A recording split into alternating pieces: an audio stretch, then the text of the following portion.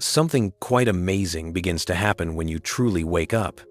And by that, I don't mean the simple act of opening your eyes or reaching for your morning coffee.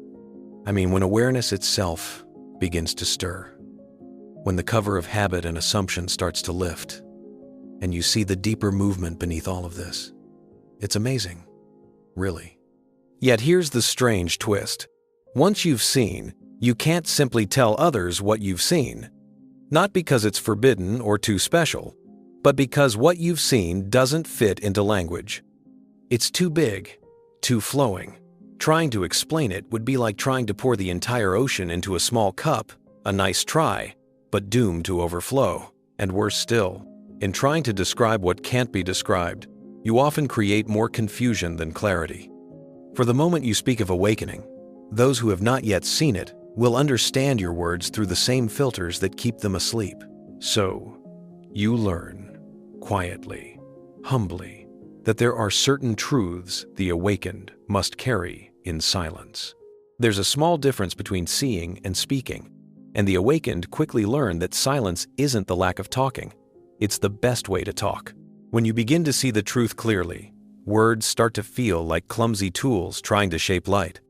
You realize that every description, however beautiful, only holds back the real moving truth that is beneath it. Silence, then, becomes not holding back, but showing deep respect. It's the space where understanding grows deep beyond thought. In silence, truth keeps its whole nature. The moment you describe awakening, it becomes broken up, something to agree with or deny, to compare or study. But truth was never meant to be argued over. It was meant to be lived. This is why the old wise people often spoke in confusing ideas or puzzles. They weren't trying to confuse, they were keeping the listener safe from turning truth into a simple idea. The confusing idea makes the mind stop to fail, and in that failure, real seeing can happen. You begin to feel that speech, while beautiful, can also hurt what is endless. So you stop using words to convince. You use them only to point, softly, rarely, toward what can only be felt. And in this silence, something magical begins. Your presence becomes your language. You start to notice how simply being, sitting, breathing, existing, speaks louder than 1,000 lectures. Your quiet changes rooms. Your calm settles trouble. Without effort, your existence becomes a reminder to others of what peace feels like. The awakened don't lecture because they don't need to. Their stillness serves as the message. People begin to feel something around you. They can't name it, but they feel safer, clearer, lighter. That is talking without words. This is also why the awakened smile when told they are distant or hard to know. They know that explaining themselves would only create misunderstanding. They carry their silence not as secrecy, but as a guardian role. Just as a gardener doesn't shout at flowers to bloom, the wise don't force truth into sound. They wait. They let each person grow, ready in their own time. The first thing you must never share is your direct experience of awakening itself. There's an almost strong urge to tell everyone once it happens. A feeling of bright certainty, like you've found the hidden code of existence. You want to shake the world and say, look, it's right here. We've been missing it all along. But the world doesn't see. It stares back politely, confused, perhaps even worried about your mind. They nod, they smile, but inside, they think you've gone a bit crazy. The reason is simple. Awakening is not an idea that can be given from one mind to another. It's a shift in how you see things, a lived knowing. Words cannot hold it. It's the difference between reading about swimming and feeling water hold your body. Try describing the feeling of being underwater to someone who has never entered a pool. They'll hear the words, but they won't feel the water. And when you try to share awakening with someone who hasn't tasted it, you always sound like you're showing off, as though you've become one of the special, aware ones. But that false idea of being separate, the awakened and the unawakened, is exactly what awakening ends. A true awakening makes you quietly humble. You stop speaking not out of keeping secrets or pride, but because you realize that every word is just a shadow of what is. You might point toward it, like a finger pointing at the moon, but the danger is that people become focused on the finger. They want to know the technique, the secret, the steps you took, as if awareness were a product one could copy. But you didn't do anything to wake up. It happened when doing stopped, when searching fell away, and you finally noticed what had always been present. So, the awakened person smiles more and explains less. They know that the real message isn't spoken. It's felt through presence. You don't teach awakening through instructions. You shine it through being. Those ready to see will see. The rest will keep watching your finger and miss the moon. The second thing you must never share is the method that worked for you. This may sound almost selfish. After all, isn't the kind thing to pass on what helped you see? But here lies the subtle trap. The path that opened for you was not a rule for everyone. It was a meeting point between your nature, your pain, your readiness, and the mysterious grace that moves through all things. What carried you to awakening was custom-made for your particular problem in awareness. Another person's problem will untie in an entirely different way. To hand them your exact key is like giving your own medicine to a stranger. The dose that healed you could make them sick. One person may find freedom in stillness, another in giving up, another in laughter, another in sadness. The infinite has infinite doors, and awakening is not about finding the door, but realizing you've never left the house. There's an old story of a student who, after years of quiet focus, complained to his teacher, "Master, I've sat faithfully for 5 years and nothing has happened."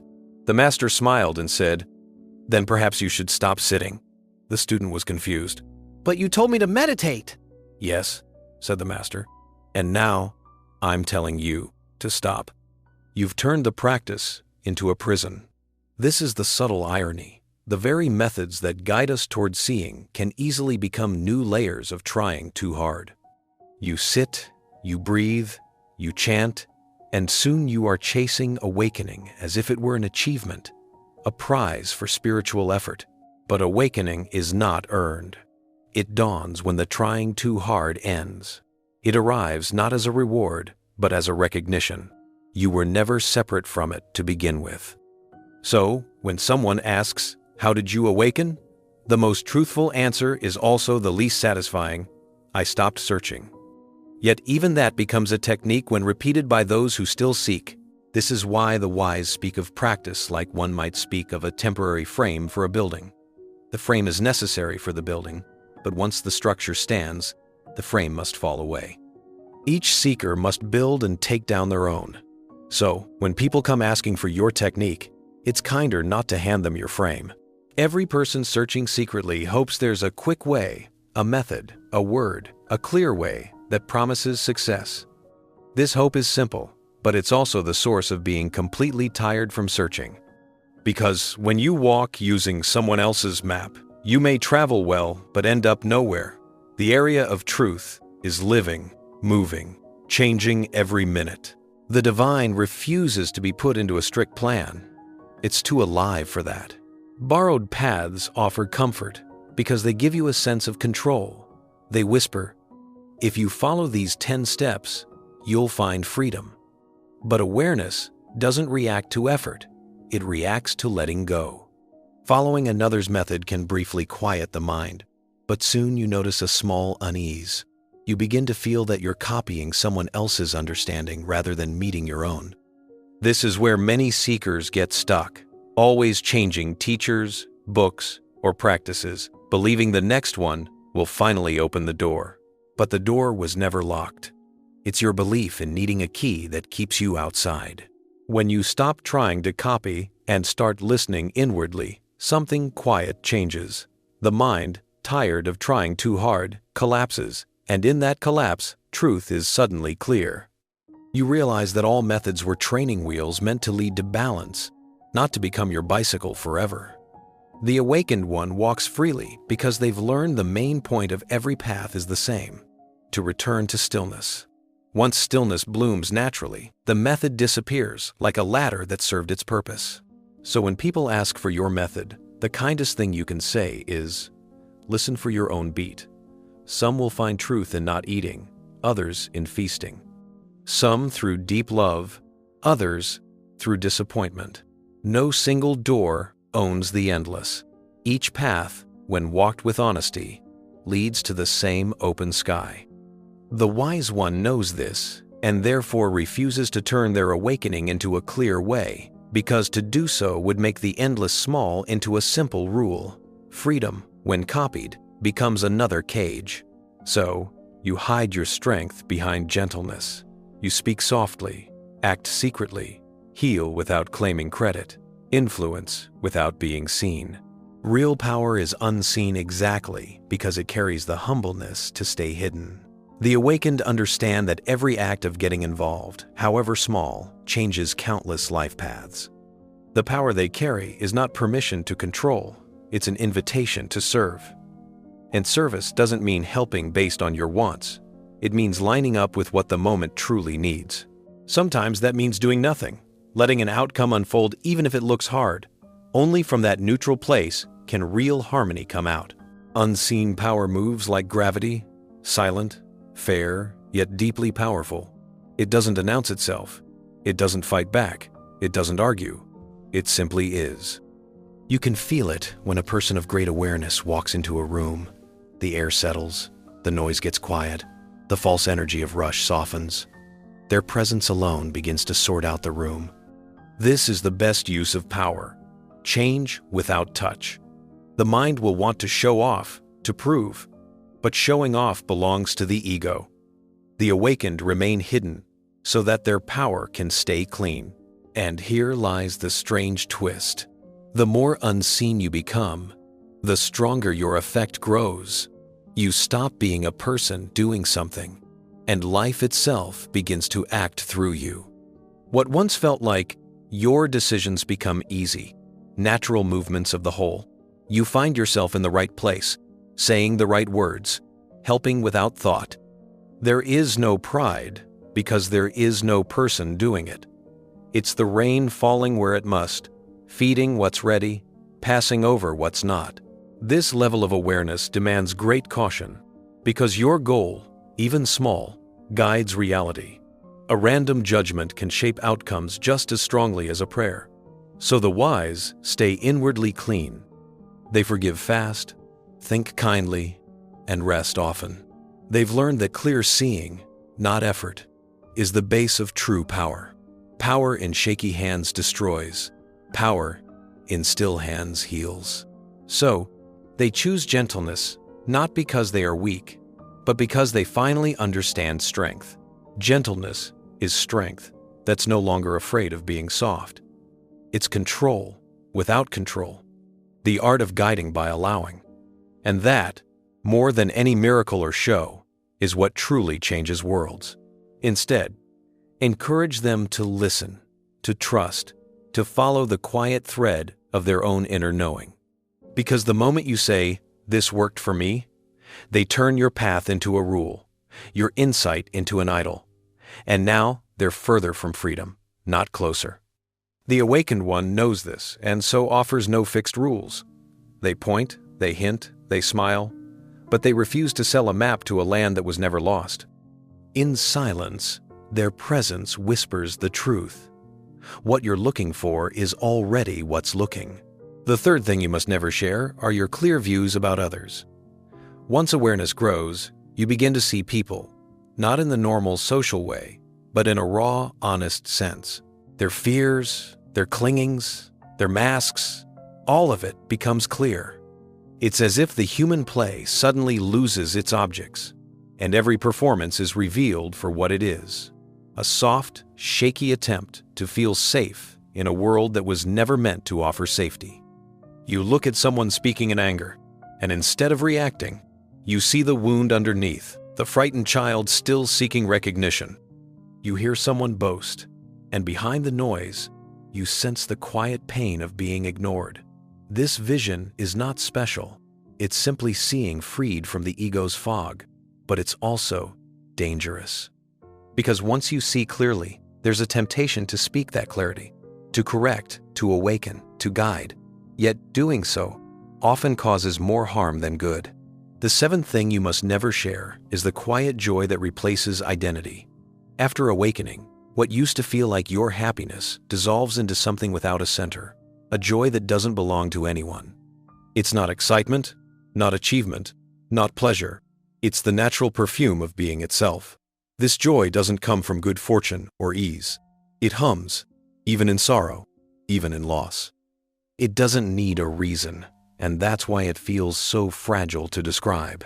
The unawakened might think you've become detached, cold, or naive, but in truth, your heart has widened beyond personal moods. You still feel pain, but you no longer drown in it. You still see beauty, but you no longer chase it. You are both the watcher and the watched, the silence behind laughter and grief. This kind of peace frightens the mind because it can't be improved. The ego's entire job was to fix, to change, to win, and here stands a joy that needs none of that, so it rebels. It whispers that you must do something with this new awareness. Teach it, share it, prove it. But joy doesn't need a stage. It's already complete. The wise guard this joy quietly, not because it's fragile, but because it's sacred. To speak of it, to those still suffering, makes it sound like mockery. How can you be joyful while the world burns? They ask, and the awakened smile, not out of cruelty, but compassion, because they see that joy and sorrow are waves of the same sea. The fire of the world and the peace of awareness are not two things. They rise and fall together. The eighth thing you must never share is your vision of oneness beyond death. When awareness becomes completely still, the boundary between life and death softens until it vanishes. You see that birth was not a beginning and death was never an ending. Only the movement of form through the same unbroken field of consciousness. This realization is so simple, yet so disarming, that it can undo entire religions. You see that heaven and hell were never places, but states of perception.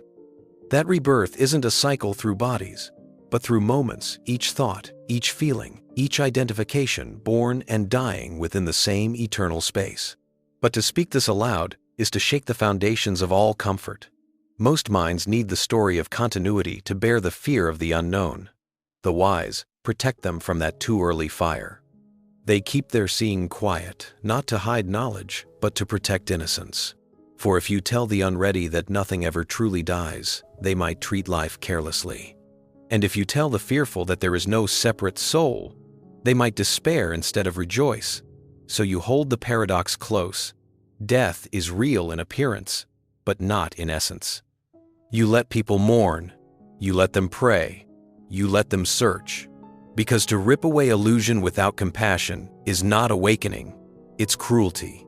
And yet, when silence deepens, you see the truth beyond all doctrines. Everything that has ever lived is still here, reshaped, recycled, refelt. The universe is breathing itself in and out. You were never outside that breath. Those who truly awaken do not conquer death. They dissolve into the movement that gives birth and takes away. They see the dying not as gone, but as transformed. And in that vision, the fear of endings dies too. The ninth thing you must never share is how unspeakably ordinary enlightenment becomes. In the end, after all the storms, visions, and revelations, awakening fades into simplicity. The glow dims not because it's lost, but because it becomes natural, like breathing. You stop feeling awake. You stop watching yourself be conscious. You just are. You eat breakfast, fold clothes, answer messages, walk through traffic, and that same infinity sits quietly in every ordinary sound. This is the most hidden secret of all. The divine is profoundly normal. People imagine enlightenment as thunder or light beams or eternal bliss, but when truth stabilizes, it looks like doing the dishes with full presence. That ordinariness is the hardest to share, because seekers want magic. They crave the spectacular proof, levitation, voices, cosmic sight, and you can't give them that because it's not true. The only real miracle is attention itself, the ability to see without distortion, to live without the need for a story. Once you live this way, even miracles become unremarkable, because everything is miraculous. You begin to laugh quietly when someone asks what enlightenment feels like, because asking that is like asking what water feels like to water. This is where the awakened finally disappear from the idea of being awakened. They walk through the world unrecognized, doing simple acts with deep love. They no longer need to teach, because they are the teaching. Their silence becomes instruction. Their smile becomes scripture. This is the end of all ends, not the climax of light, but the return to softness, a vast ordinariness that holds everything. So, you never speak of this, because words would make it seem small. You live it, and in that living, the world slowly remembers itself. If this message stirred something deep within you, that quiet knowing that you've seen behind the curtain, don't rush to explain it. Sit with it. Let it unfold in silence. Awakening isn't about collecting truths. It's about ending the need for them. If you felt that matching feeling, stay close. Not for more information, but for reminders of what you already know deep down. Because this isn't a journey of becoming. It's a journey of remembering. Stay awake. Stay kind. Stay unseen.